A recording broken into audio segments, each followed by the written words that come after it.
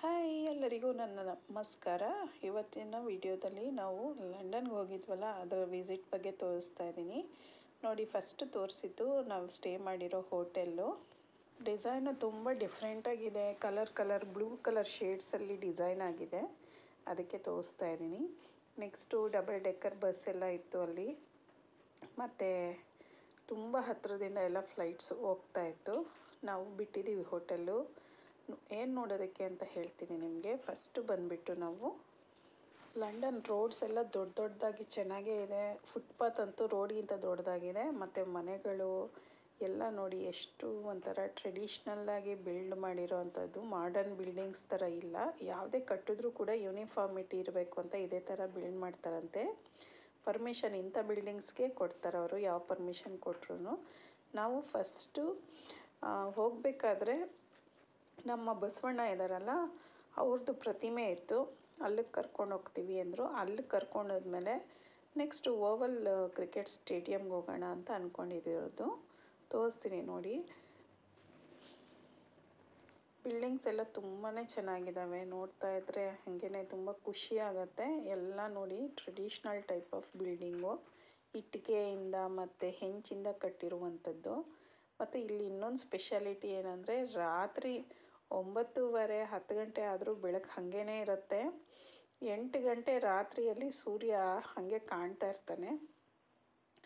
ಅದು ಯಾಕೆ ಹಾಗೆ ಅಂತ ಗೊತ್ತಿಲ್ಲ, ನಾನು ಗೂಗಲಲ್ಲಿ ಫೈಂಡ್ ಮಾಡಬೇಕಷ್ಟೇ. ಚೆಕ್ ಮಾಡಿದೆ ನಾನು. ಈಕ್ವೆಟಾರಿಂದ ತುಂಬ ದೂರ ಇರೋದ್ರಿಂದ ಇಂಗ್ಲೆಂಡ್ ಲಂಡನ್ನಲ್ಲೆಲ್ಲ ಸನ್ಸೆಟ್ಟೇ ಆಗಲ್ವಂತೆ ಎಷ್ಟೊಂದು 1-2-3 ತಿಂಗಳು. ಮತ್ತು ಆದರೂ ಕೂಡ ತುಂಬ ಟೈಮ್ ಆಗುತ್ತಂತೆ ಸನ್ಸೆಟ್ ಆಗೋದಕ್ಕೆ. ಇದು ನೋಡ್ತಾ ಇದ್ದೀರಲ್ವ, ಇದು ನಮ್ಮ ಕೋಚು ಅಂದರೆ ಬಸ್ಸು. ತುಂಬಾ ಚೆನ್ನಾಗಿತ್ತು. ಇಲ್ಲಿಂದ ನೋಡಿ ಸೈಕ್ಲಿಂಗ್, ಒಬ್ಬರು ತುಂಬ ಜನ ಸೈಕ್ಲಿಂಗ್ ಮಾಡ್ತಾರೆ. ಇಲ್ಲಿ ಸೈಕಲ್ಸ್ ಎಲ್ಲ ಬಿಟ್ಟಿರ್ತಾರೆ ದಾರಿಯಲ್ಲಿ, ಬಾಡಿಗೆ ಸೈಕಲ್ಸು. ಸೈಕಲ್ ತುಳಿದ್ಬಿಟ್ಟು ಎಲ್ಲಿ ಬೇಕೋ ಅಲ್ಲಿವರೆಗೂ ಡೆಸ್ಟಿನೇಷನ್ ಆದಮೇಲೆ ಬಿಟ್ಬಿಟ್ಟು ಹೋಗ್ತಾರೆ. ಅದು ಲಾಕ್ ಆಗುತ್ತೆ ಅಷ್ಟೇ. ನೋಡಿ ಸೈಕ್ಲಿಂಗ್ ಪಾತ್, ಇದು ಬ್ಲೂ ಕಲರ್ ಏರಿಯಾ ಇದೆಯಲ್ಲ ಸೈಕ್ಲಿಂಗ್ ಪಾತು. ಮತ್ತು ಎಲ್ಲರೂ ತುಂಬ ಟ್ರಾಫಿಕ್ ರೂಲ್ಸ್ ಫಾಲೋ ಮಾಡ್ತಾರೆ. ಒಂದು ನಾವು ಅಬ್ಸರ್ವ್ ಮಾಡಿರೋದು, ಎಲ್ಲೂ ಒಂದು ಟ್ರಾಫಿಕ್ ಪೊಲೀಸ್ ಕಾಣಿಸಿಲ್ಲ ನನಗೆ. ಮತ್ತು ಇದು ಥೇಮ್ಸ್ ರಿವರ್, ಥೇಮ್ಸ್ ನದಿ ಲಂಡನಲ್ಲಿ ಹರಿಯುತ್ತೆ. ತುಂಬ ನೀಟಾಗಿ ಇಟ್ಕೊಂಡಿದ್ದಾರೆ ಥೇಮ್ಸ್ ನದಿ ನೋಡಿ. ಇಲ್ಲಿ ಟೋಟಲ್ 200 ಬ್ರಿಡ್ಜಸ್ ಇದೆಯಂತೆ ಥೇಮ್ಸ್ ರಿವರಲ್ಲಿ. ಇಲ್ಲಿ ನೋಡ್ತಾ ಇದ್ದೀರಲ್ಲ ನಮ್ಮ ಬಸವಣ್ಣನ ಪ್ರತಿಮೆ. ಇದು ತುಂಬ ಚಿಕ್ಕದಿದೆ, ಸುಮ್ಮನೆ ತೋರಿಸ್ಬೇಕಂತ ತೋರಿಸಿದ್ದಾರೆ. ಇಲ್ಲಿ ಅಷ್ಟೇನು ನೋಡೋ ಅಷ್ಟು ಗ್ರೇಟ್ ಏನಿಲ್ಲ. ಬಟ್ ಏನಂದರೆ ತುಂಬ ಅವರು ಅಟ್ಲೀಸ್ಟ್ ಅವ್ರಿಗೆ ಅವ್ರ ಪ್ರತೀತಿ ನೋಡಿ ಎಷ್ಟಿದೆ ಅಂತ. ನಮ್ಮ ದೇಶದವರು ಬಸವಣ್ಣನ ಅಲ್ಲಿ ಒಂದು ಇವ್ರ ಮೆಟ್ರೋ ಸ್ಟೋರಿ ಏನು ಅಂತಂದರೆ, ಇವರು ಮೊದಲು ತುಂಬ ಯುದ್ಧಗಳು ಇವ್ರ ಮೇಲೆ ಮಾಡ್ತಾಯಿದ್ರು ಜನಗಳು. ಇವರು ಅಷ್ಟೇ ಬೇರೆಯವ್ರ ಮೇಲೆ ಮಾಡ್ತಾಯಿದ್ರು. ಆಗ ಅವರು ಬಂಕರ್ಗಳನ್ನು ಕಟ್ಕೊಂಡಿದ್ರು. ಆ ಬಂಕರ್ಗಳು ಆಮೇಲೆ ಏನು ಮಾಡೋದು, ಯುದ್ಧಗಳೆಲ್ಲ ಮುಗಿಯುತ್ತಲ್ವ, ಆಮೇಲೆ ಎಲ್ಲೂ ಆಕ್ಯುಪೈ ಮಾಡೋದು ಆ ಥರದ್ದೇನೂ ಇರಲ್ಲ. ಆವಾಗ ಅವರು ಆ ಬಂಕರ್ನೆಲ್ಲ ಒಂದಕ್ಕೊಂದು ಕನೆಕ್ಟ್ ಮಾಡಿ ಮೆಟ್ರೋ ಆಗಿ ಯೂಸ್ ಮಾಡ್ತಾರೆ. ಇನ್ನು ನಾವು ಆ್ಯಕ್ಚುಲ್ ಅವ್ರು ಇಂಗ್ಲೆಂಡ್ ಪ್ಲೇಸ್ ನೋಡೋಕ್ಕೆ ಹೋಗಿದ್ದು ಅಂತಂದರೆ ಓವಲ್ ಕ್ರಿಕೆಟ್ ಸ್ಟೇಡಿಯಮ್ಮು. ಅದು ತುಂಬಾ ಚೆನ್ನಾಗಿತ್ತು. ಅದು 1866 ಅನಿಸುತ್ತೆ, ಆವಾಗಿನ ಕಾಲದಲ್ಲೇ ಕಟ್ಟಿದ್ದು. ಮತ್ತು ಅಲ್ಲಿ ಹೆಲ್ಮೆಟ್ಸು, ಬ್ಯಾಟ್ ಮೊದಲು ಹೇಗಿತ್ತು, ಒಳ್ಳೆ ಹಾಕಿ ಸ್ಟಿಕ್ ಥರ ಇತ್ತಂತೆ ಸ್ಟಾರ್ಟಿಂಗಲ್ಲಿ.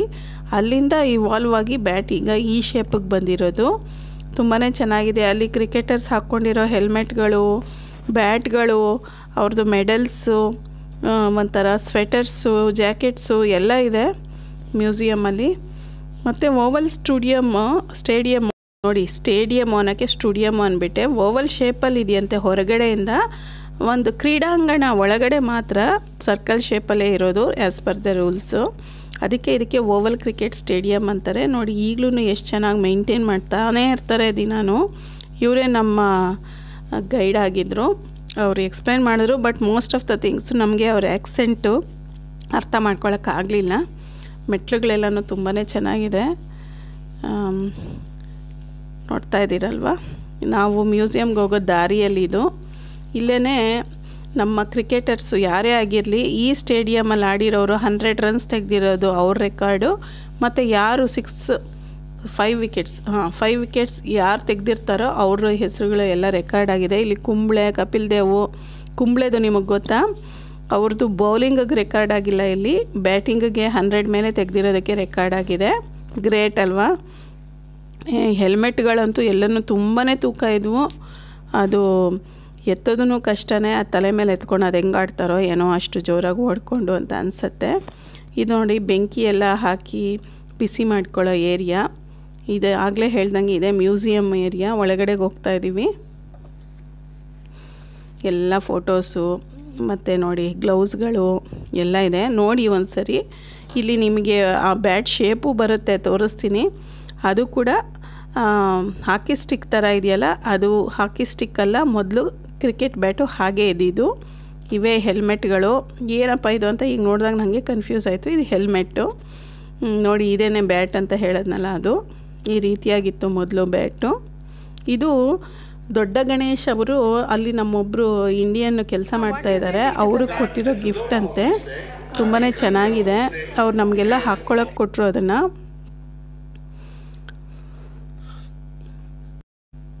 ಅದು ಒಂದು ಖುಷಿ. ಅವರು ಬಂದವ್ರಿಗೆಲ್ಲ, ನಾವು ಕರ್ನಾಟಕದವರು ಅಂದಿದ ತಕ್ಷಣ ಅವ್ರು ತುಂಬ ಚೆನ್ನಾಗಿ ಮಾತಾಡಿಸಿದ್ರು ಕೂಡ ಅಲ್ಲಿರೋರು. ಅವ್ರಿಗೆ ತುಂಬ ಖುಷಿ ಆಯಿತು. ಅವ್ರು ಮೈಸೂರಿನ ಕಡೆಯವರಂತೆ. ನೋಡಿ ಇಲ್ಲಿ ಬೇರೆ ಬೇರೆ ಸ್ಟಂಪ್ಗಳು, ಕ್ರಿಕೆಟ್ ಬ್ಯಾಟ್ಗಳು ಎಲ್ಲ ಇಟ್ಟಿದ್ರು ಎಕ್ಸಿಬಿಷನ್ ಇದ್ರ ಥರ ಮ್ಯೂಸಿಯಮಲ್ಲಿ.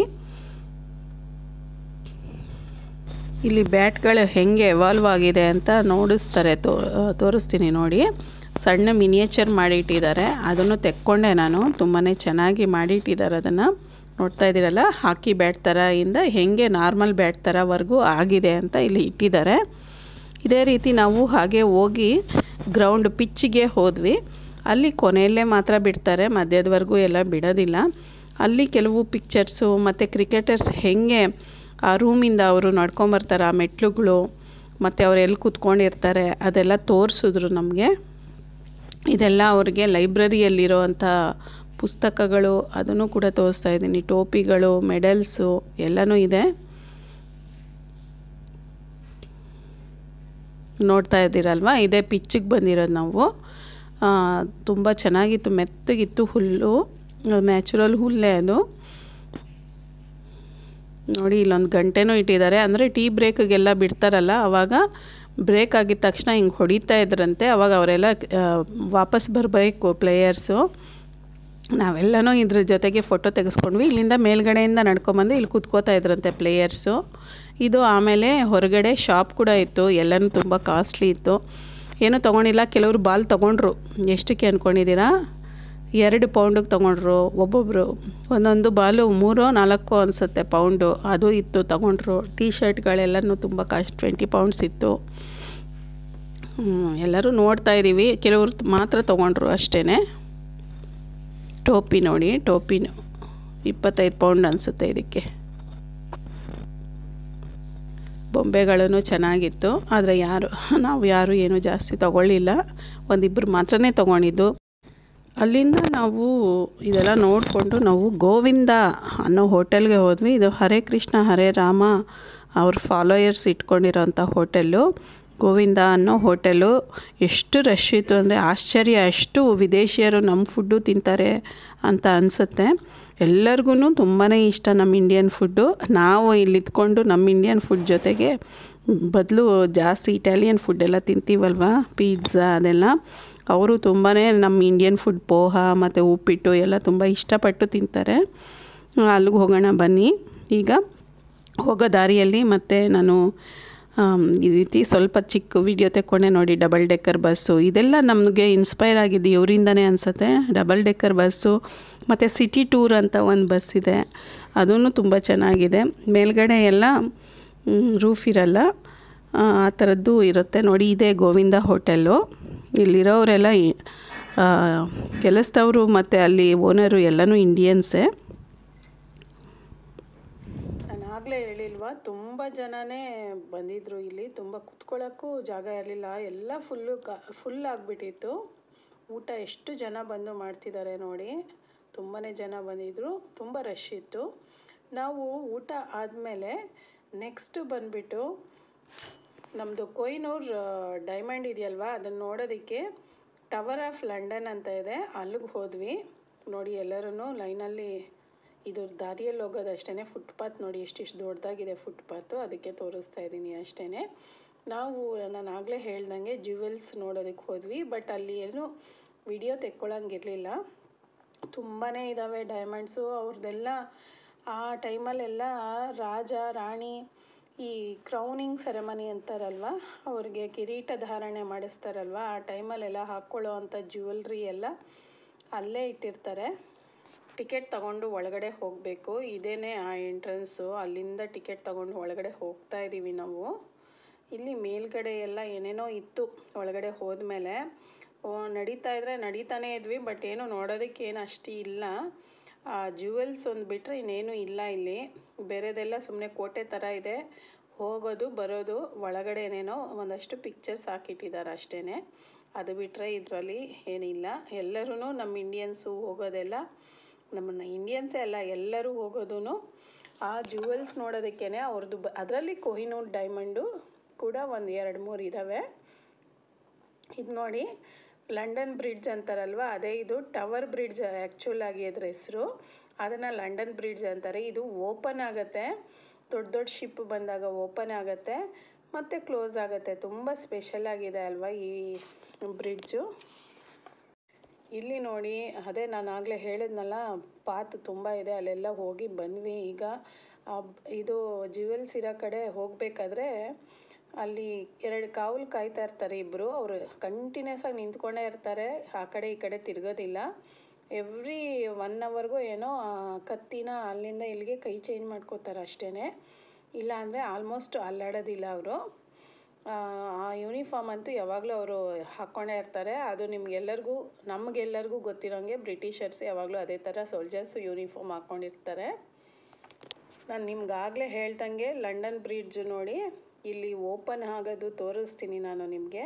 ನಿಧಾನಕ್ಕೆ ಓಪನ್ ಆಗುತ್ತೆ ಮತ್ತು ನಿಧಾನಕ್ಕೆ ಕ್ಲೋಸ್ ಆಗುತ್ತೆ ಶಿಪ್ ಬಂದಾಗ.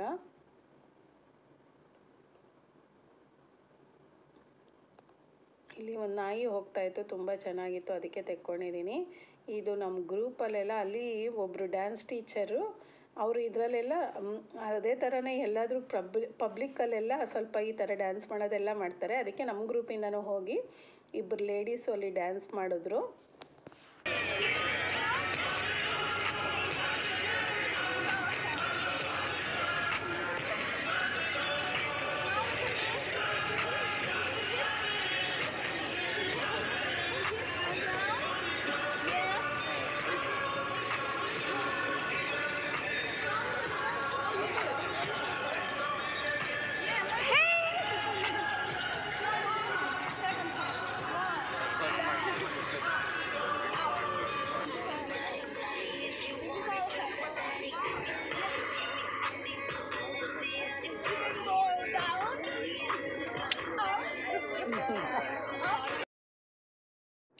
ಶಿಪ್ಪು ಹೋಗೋದಕ್ಕೆ ನೋಡಿ ಓಪನ್ ಆಗಿದೆ. ಇದು ಓಪನ್ ಆಗಿ ನೋಡಿ ಶಿಪ್ ಹೋಗ್ತಾ ಇದೆ. ಈಗ ಹೋದ್ಮೇಲೆ ನಿಧಾನಕ್ಕೆ ಕ್ಲೋಸ್ ಆಗುತ್ತೆ.